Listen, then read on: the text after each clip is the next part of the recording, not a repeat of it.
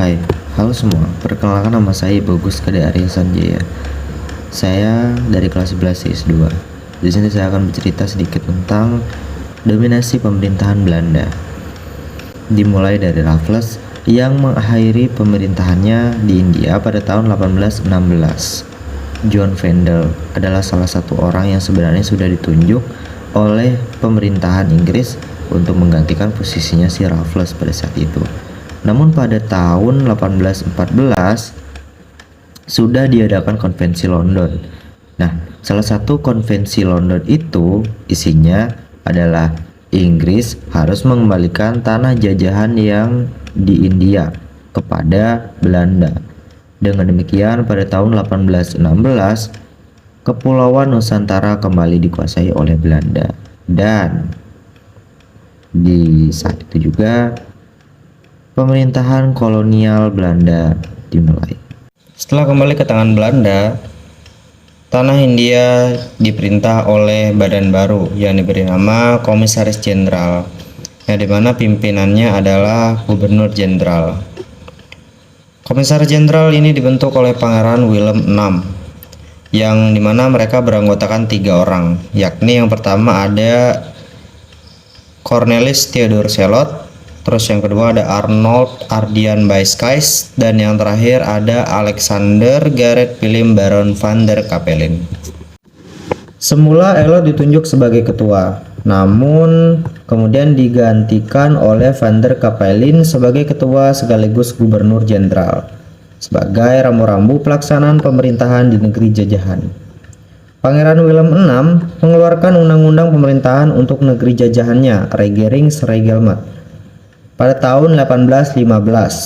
Salah satu pasal dari undang-undang tersebut menegaskan bahwa pelaksanaan pertanian dilakukan secara bebas.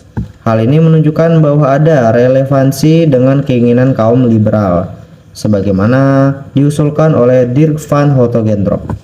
Berbekal dalam ketentuan undang-undang tersebut, ketiga anggota Komisaris Jenderal itu berangkat ke Hindia Belanda.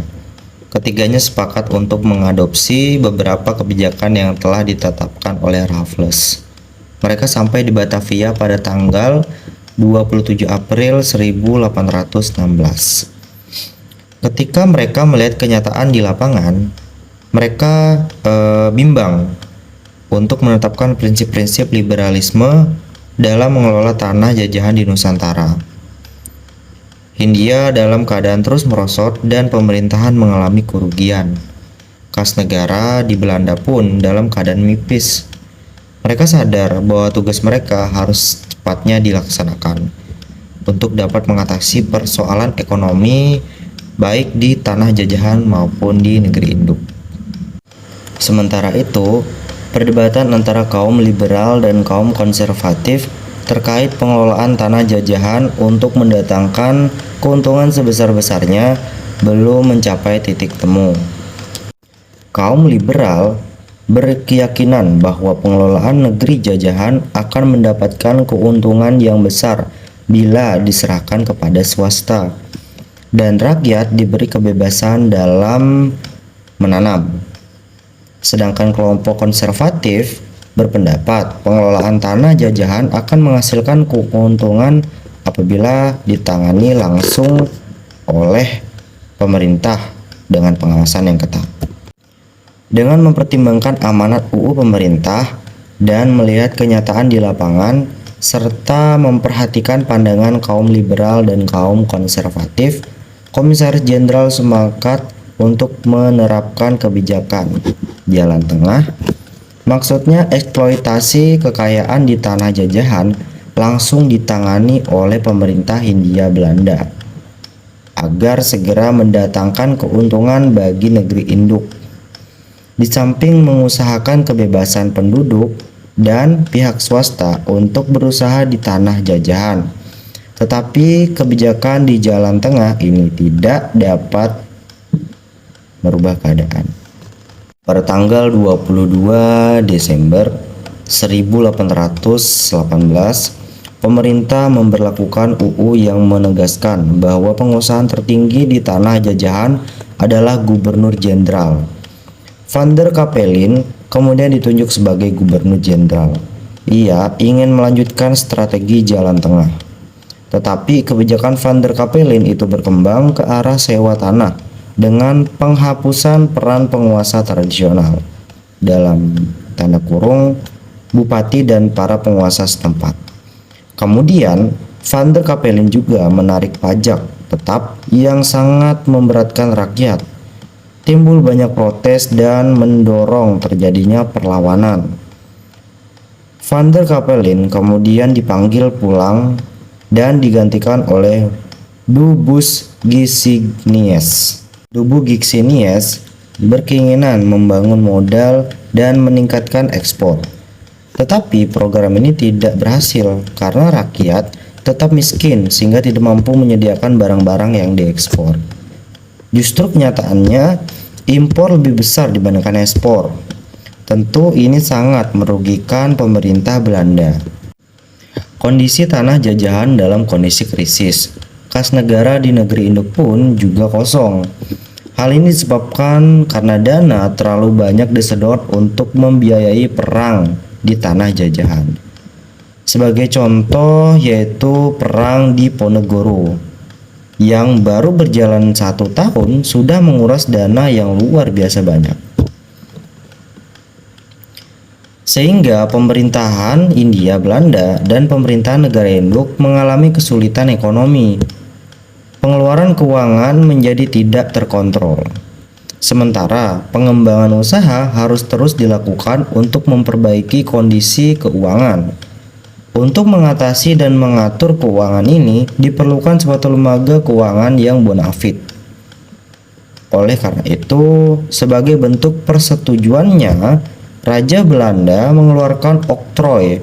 Atas dasar oktrooi ini dibentuklah De Javaanse Bank per tanggal 9 Desember 1926, kemudian oleh Gubernur Jenderal Dubus Gicinius dikeluarkan surat keputusan nomor 25 tertanggal 24 Desember 1928 tentang akte pendirian De Javaanse Bank. Pembentukan De Javaanse Bank ini sekaligus juga merupakan bentuk dukungan raja terhadap rencana pelaksanaan tanam paksa di Indonesia ataupun Hindia. Pemulihan kondisi ekonomi dan keuangan Belanda harus segera diprogramkan, apalagi setelah keberhasilan Belgia dalam berjuang untuk memisahkan diri dari Belanda pada tahun 1830. Dengan pisahnya Belgia dari Belanda, ini menjadi pukulan bagi Belanda. Keadaan ekonomi Belanda semakin berat, sebab Belanda banyak kehilangan lahan industri, sehingga pemasukan negara juga semakin berkurang. Sistem tanam paksa. Pemerintah Belanda pada saat itu sedang mengalami problem ekonomi dan mereka pun mencari cara untuk mengatasi hal tersebut. Berbagai pendapat mulai dilontarkan oleh para pemimpin dan juga tokoh masyarakat. Di tahun 1829, seorang tokoh yang bernama Johannes van der Bosch mengajukan kepada Raja Belanda usulan yang berkaitan dengan sistem dan cara melaksanakan politik kolonial Belanda di Hindia. Van den Bosch berpendapat untuk memperbaiki ekonomi di negeri Belanda, di tanah jajahan harus dilakukan penanaman tanaman yang dapat laku dijual di pasar dunia. Sesuai dengan keadaan di negeri jajahan, maka sistem penanaman harus dikembangkan dengan memanfaatkan kebiasaan kaum pribumi atau petani, yaitu dengan kerja rodi. Oleh karena itu, penanam yang dilakukan para petani itu bersifat wajib. Kita orang Indonesia mengatakan itu dengan sistem tanam paksa. Van den Bosch menggunakan prinsip bahwa daerah jajahan itu berfungsi sebagai tempat mengambil keuntungan bagi negeri induk. Diibaratkan oleh Baut, Jawa adalah gabus tempat Nederland mengapung.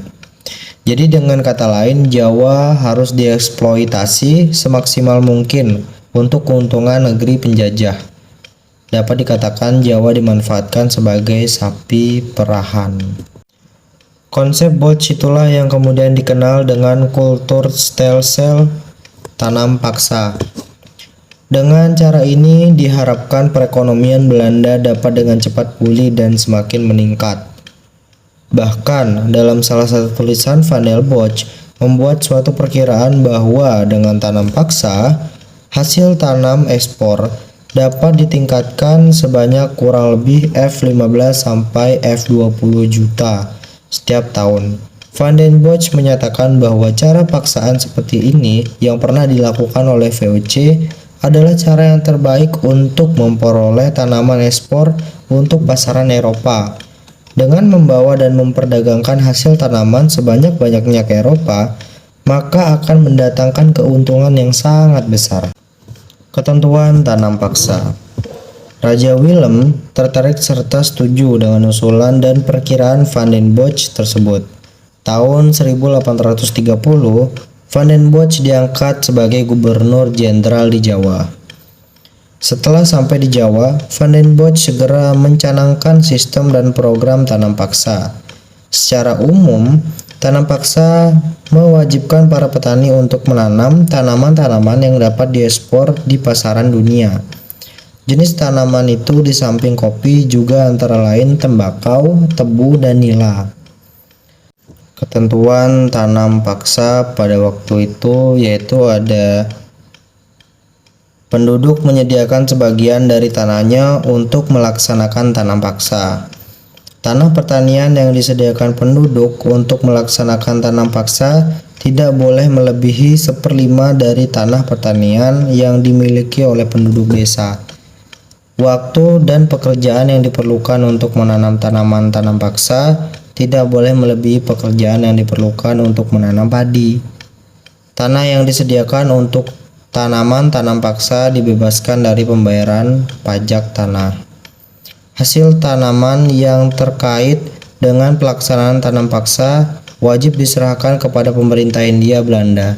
Jika harga atau nilai hasil tanaman ditaksir melebihi pajak tanah yang harus dibayarkan oleh rakyat, maka kelebihannya akan dikembalikan kepada rakyat. Kegagalan panen yang bukan disebabkan oleh kesalahan rakyat petani menjadi tanggung jawab pemerintah.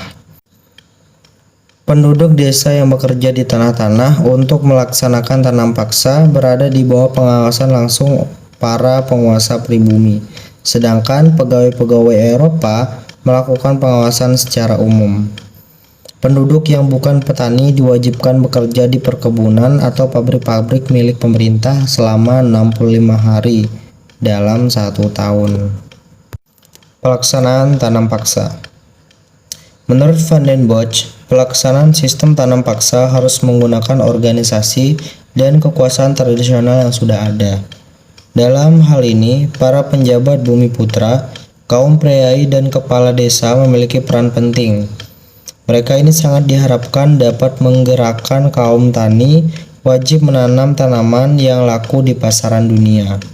Kekuasaan mereka harus diperkokoh dengan cara diberi hak pemilikan atas tanah dan hak-hak istimewa yang lain.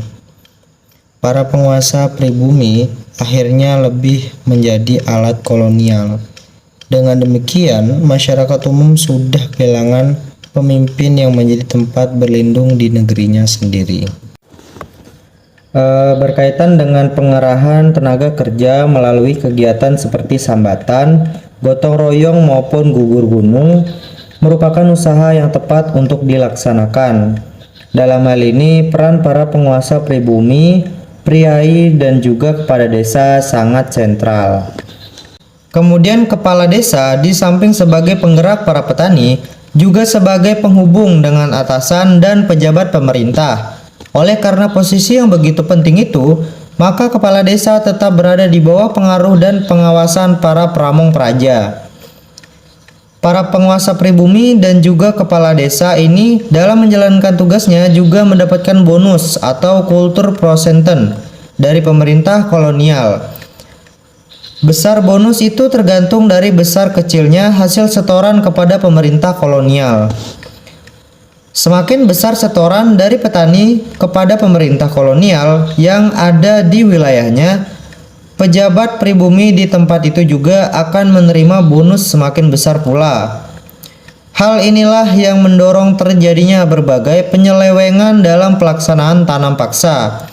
Para penguasa pribumi demi mengajar kultur prosenten yang besar, kemudian memaksa para petani di wilayahnya untuk menanam tanaman yang diwajibkan dalam sistem tanam paksa sebanyak-banyaknya agar dapat menyetorkan hasil yang besar kepada pihak kolonial. Sistem kultur prosenten inilah kemudian mendorong terjadinya berbagai penyelewengan dalam melaksanakan tanam paksa. Beberapa penyelewengan itu antara dapat dicontohkan sebagai berikut. Menurut ketentuan tanah pertanian yang disediakan penduduk untuk kepentingan tanam paksa, tidak melebihi 1/5 tanah pertanian yang dimiliki petani. Tetapi kenyataannya lebih dari 1/5, 1/3, bahkan ada yang setengah, dan daerah-daerah tertentu ada yang lebih dari setengah tanah yang dimiliki petani. Hal ini dimaksudkan agar setoran hasil tanamannya juga bertambah besar dan bonusnya juga semakin banyak. Menurut ketentuan waktu yang diperlukan untuk menanam tanaman untuk tanam paksa, tidak boleh melebihi waktu untuk menanam padi. Ternyata dalam pelaksanaannya, waktu yang digunakan untuk menanam tanaman bagi tanam paksa melebihi waktu penanaman padi.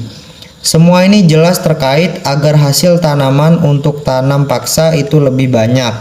Dapatlah dikatakan bahwa dalam pelaksanaan tanam paksa itu umumnya tidak sesuai dengan ketentuan yang ada. Pemicu penyelewengan ini tidak terlepas dari adanya kultur prosenten.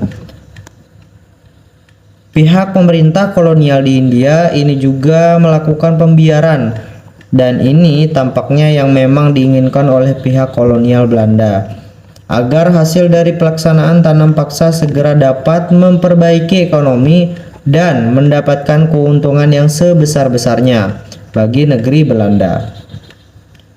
Harus juga dipahami bahwa dalam pelaksanaan tanam paksa itu juga disertai dengan tindak kekerasan, tindak menakut-nakuti para petani juga. Nah, tanam paksa telah membawa penderitaan rakyat. Banyak pekerja yang jatuh sakit, bahkan meninggal. Mereka dipaksa fokus bekerja untuk tanam paksa, sehingga nasib diri sendiri dan keluarganya tidak terurus. Bahkan kemudian timbul bahaya kelaparan dan kematian di berbagai daerah. Misalnya di Cirebon tahun 1843 sampai 1844. Di Demak tahun 1849 dan Grobongan pada tahun 1850. Sementara itu, dengan pelaksanaan tanam paksa ini, Belanda telah mengeruk keuntungan dan kekayaan di tanah Hindia dari tahun 1831 hingga tahun 1877. Perbendaharaan kerajaan Belanda telah mencapai 832 juta gulden. Utang-utang lama VOC dapat dilunasi, kubu-kubu dan benteng pertahanan dapat dibangun. Belanda menikmati keuntungannya di atas penderitaan sesama manusia. Pelaksanaan tanam paksa dapat dikatakan telah melanggar hak-hak asasi manusia. Memang harus diakui beberapa manfaat adanya tanam paksa, misalnya dikenalkannya beberapa jenis tanaman baru yang menjadi tanaman ekspor, dibangunnya berbagai saluran irigasi, dan juga dibangunnya jaringan rel kereta api. Beberapa hal ini memang sangat berarti dalam kehidupan masyarakat di kemudian hari. Nah, itu tadi sedikit cerita tentang dominasi pemerintahan Belanda hingga ke pelaksanaan tanam paksanya. Semoga apa yang saya sampaikan bisa bermanfaat untuk kalian semua. Kamu dan aku adalah kita, namun sayang kamu berkata bukan. Semoga kamu bahagia. Jika ada salah kata, mohon dimaafkan. Saya Bagus Kade Arya Sanjaya, pamit undur diri. See you.